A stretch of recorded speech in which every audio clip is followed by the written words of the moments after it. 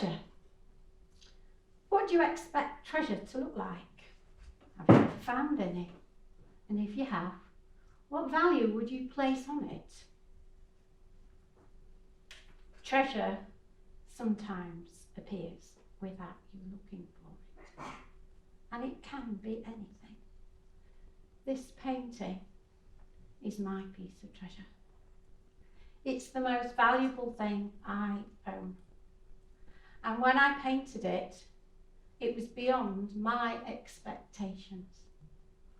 I painted her, this is me, in flow. To me, she's my big piece of magic, and I'll explain why.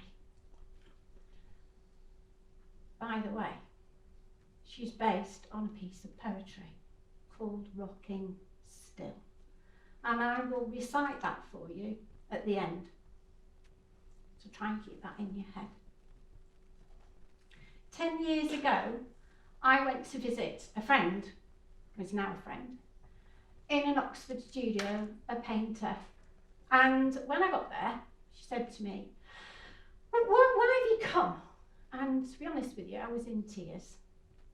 And so she went away, and she came back again, and she gave me a Kleenex. And eventually I stopped crying. And I said, Caroline, I've come to scratch my itch. I have been involved with creative arts all my life.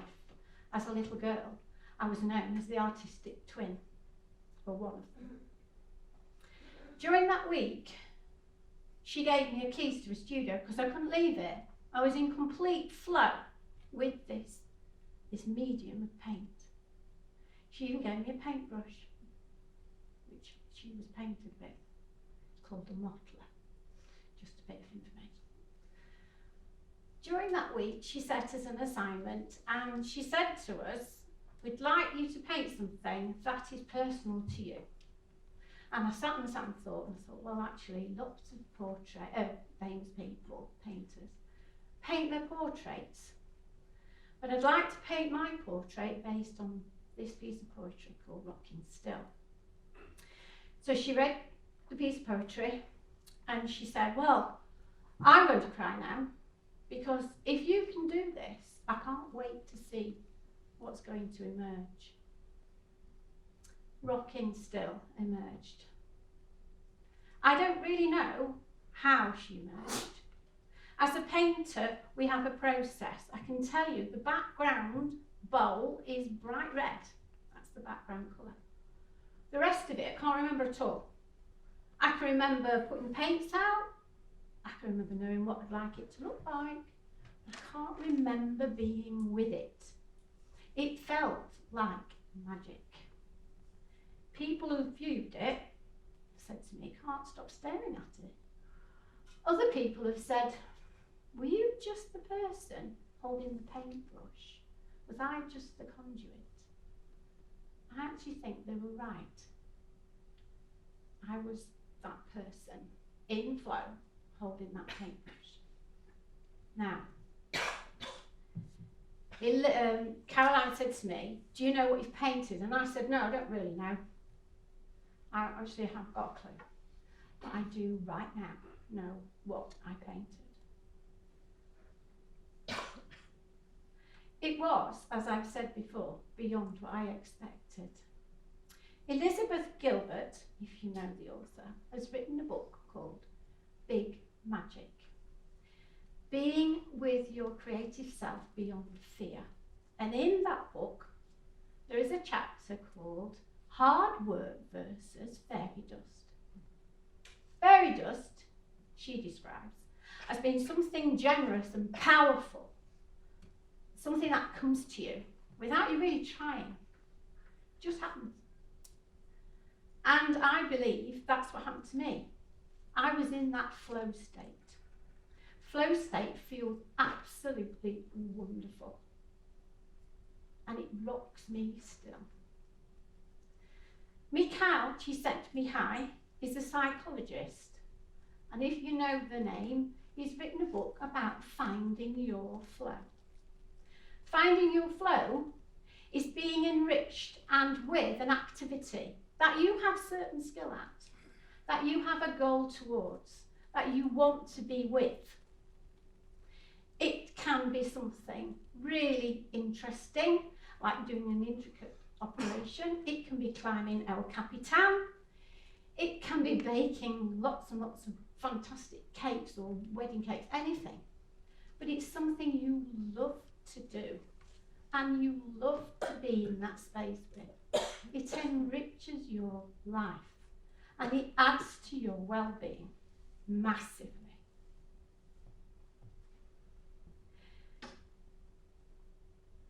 My birth was with another. I'm a twin. When I was born, Mum didn't know she was having twins. In those days, you didn't have scans. We were born 3 days before Christmas. What a shock. It was beyond my parents' expectation to have another. There I was. Except my twin sister made me invisible. She didn't want me in her life. She didn't want to be a twin. She just wanted to be her. What am I doing there?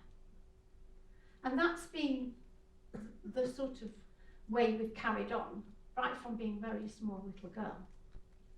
I tried to rectify it, but it didn't happen. Now, like all of us, we lose people in our lives. And 6 years ago, I lost my mum and my elder sister within 10 days of each other. It was horrendous, as you can imagine. I didn't have my sister, my twin sister, to connect with, no. So I went to my flow. I went and painted. And I painted like a demon. In fact, I painted, and I can tell you that, 13 paintings, which is weird because I'm 13 years old. But 13 paintings came out of me within a very small amount of time. And it helped me rock still. To be in that well-being spot for me. It gave value to me to be able to cope with what was coming at me. We all have masses of waves that come at us in our lives. How do we cope with them? It's interesting that people do all sorts of things to cope with them. I go to my flow. I go to paint. Within 3 years of Mum and my sister dying, I walked into the portrait gallery in London. I always go because in June they have a BP exhibition of portraits and they are amazing. So if you love portraits, I urge you to go look at them. I was drawn to one in a particular corner. It was huge. It had huge value, and in value meaning in an artistic sense. It had great tone and depth. The image was very powerful, and I stood there looking at it. At least 8, 9, 10 minutes. And I wasn't aware there was anyone else in that space until I turned to leave. And as I turned left, the person stood next to me was my twin sister. I hadn't seen her. I hadn't seen her since Mum died. And we were both rocked immediately. I didn't recognise her because she was in that horrible place where pain allows us, comes to us and we are suffering. Within 20 minutes, she downpoured her trauma to me. And I tell you, it was upsetting. I didn't quite know how to react.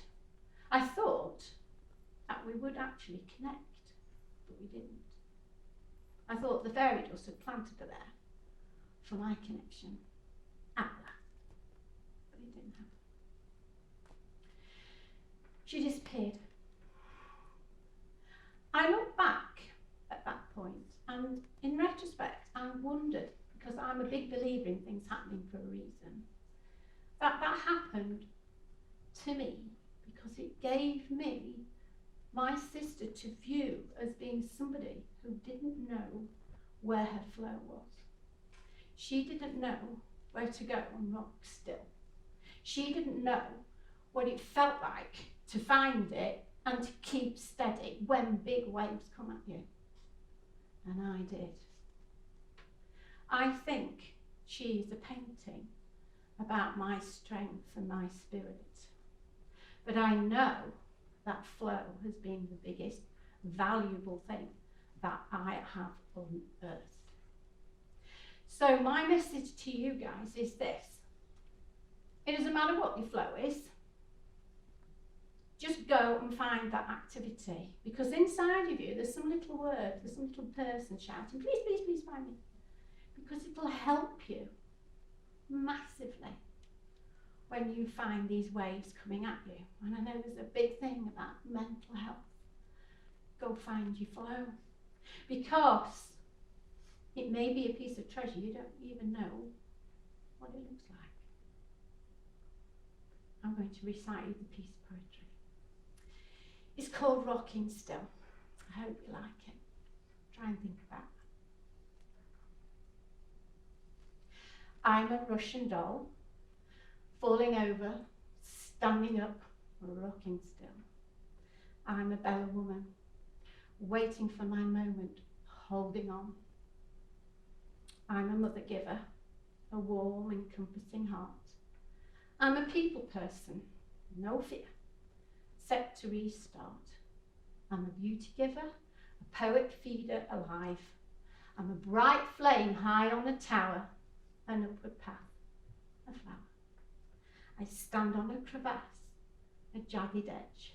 I thrive on a mountain, a survival species wrapped in coloured fountains.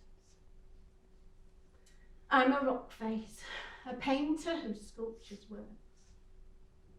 I flow with colour, creative connection, a strength and a spirit, a double wind I was given from birth.